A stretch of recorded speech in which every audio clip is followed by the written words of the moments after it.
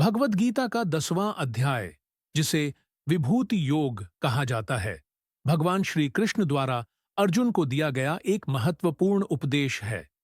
इस अध्याय में श्री कृष्ण ने अपने विभिन्न दिव्य स्वरूपों और शक्तियों का वर्णन किया है, जिससे अर्जुन को यह समझ में आता है कि हर चीज में श्री कृष्ण का ही अस्तित्व है।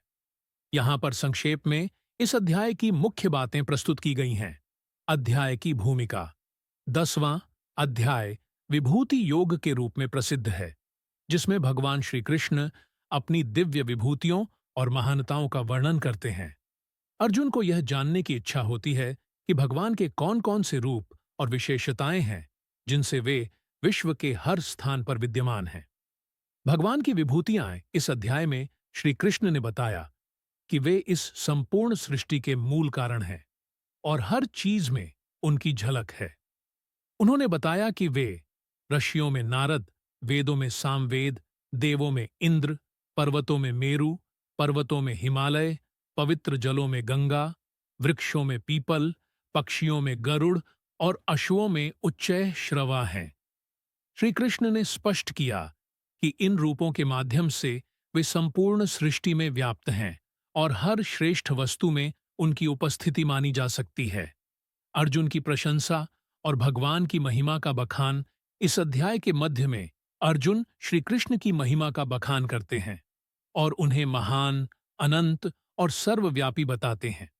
अर्जुन को यह एहसास होता है कि श्री कृष्ण ही परमात्मा हैं और उनकी विभूतियां इस पूरे संसार में भरी पड़ी हैं। अर्जुन यह भी पूछते हैं कि भगवान की विभूतियां और किस किस रूप में प्रकट होती हैं, जिससे उनका ज्ञान और भी प्रकट हो। भगवान का उपदेश भगवान श्री कृष्ण अर्जुन को बताते हैं कि वे अपने दिव्य स्वरूप के माध्यम से इस सृष्टि के सभी जीवों के भीतर भी विद्यमान हैं।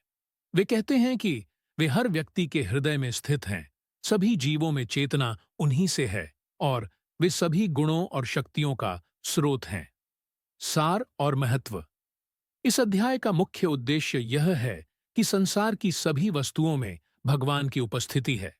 भक्तों को संसार में परमात्मा की विभूतियों को समझकर उनकी भक्ति में लीन होना चाहिए।